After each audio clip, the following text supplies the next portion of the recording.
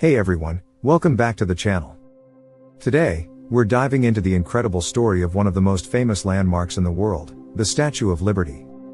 It's more than just a monument. For millions, it's a symbol of hope, freedom, and new beginnings. But how did Lady Liberty come to stand in New York Harbor? Let's explore her fascinating journey.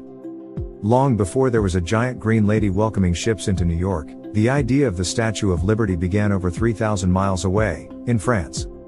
In the 1860s, French intellectuals were inspired by America's experiment in democracy, especially after the end of slavery and the Civil War.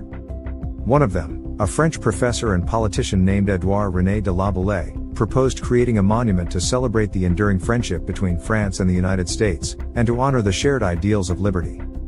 His friend, the sculptor Frédéric Auguste Bartholdi, loved the concept. Bartholdi envisioned a colossal statue of a woman holding a torch, a symbol of enlightenment lighting the way to freedom. In 1871, Bartholdi visited the United States to drum up interest. As his ship entered New York Harbor and he saw Bedloe's Island, what we now call Liberty Island, he knew instantly that this spot, at the gateway to America, was the perfect home for his statue. Plans started to take shape. France would build the statue itself, and the United States would build the pedestal it would stand on. It was truly a joint project between two nations. Bartholdi's design was grand. He imagined a woman robed in classical garments, like a Roman goddess. She'd wear a crown with 7 spikes representing the 7 continents and 7 seas, holding a torch high in her right hand and a tablet in her left inscribed with July 4, 1776, the date of American independence. But turning this dream into reality was no small feat. In France, Bartholdi and his team, including engineer Gustave Eiffel, yes, the same Eiffel who later designed the Eiffel Tower, constructed the statue in sections. They used a framework of iron to support a thin skin of hammered copper. Once completed, the statue was disassembled into 350 pieces, packed into 214 wooden crates, and shipped across the Atlantic.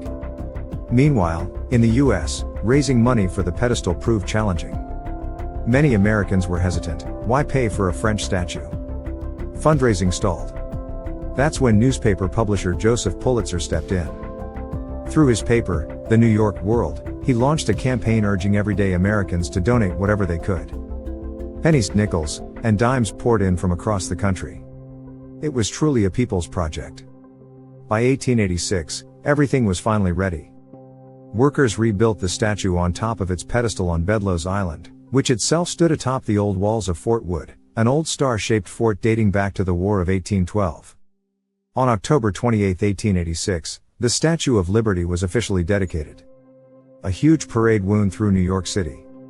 Ships filled the harbor, whistles blew, cannons fired, and Bartholdi himself climbed up inside the statue to drop the French flag covering her face, revealing Lady Liberty to the world.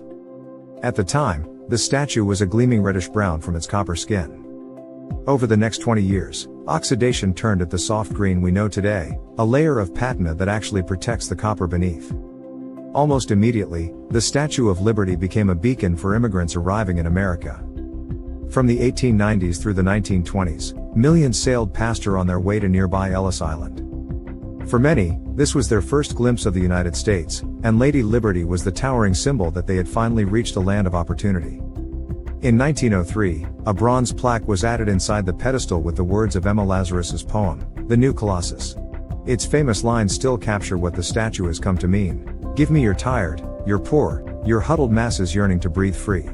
The statue has witnessed so much of America's story: 2 world wars, the Great Depression, civil rights marches, the attacks on September 11th. Through it all, she stood as a silent, steadfast symbol of the ideals this country strives toward. Over the years, the Statue of Liberty has also needed care. By the 1980s, she was showing signs of age.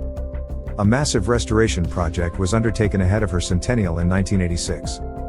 Crews replaced the torch's flame with one covered in 24-karat gold leaf, strengthened the internal supports, and cleaned decades of grime from her copper skin. On July 4, 1986, fireworks lit up New York Harbor in a spectacular celebration. Today, over 4 million people visit the Statue of Liberty each year.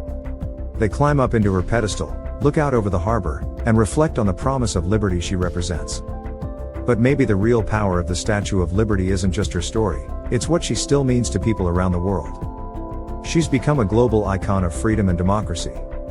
Whether it's being reproduced on posters in Tiananmen Square, carried on banners in protests, or simply remembered by a family whose ancestors once passed beneath her torch, Lady Liberty stands for the universal hope that all people deserve a chance at a better life.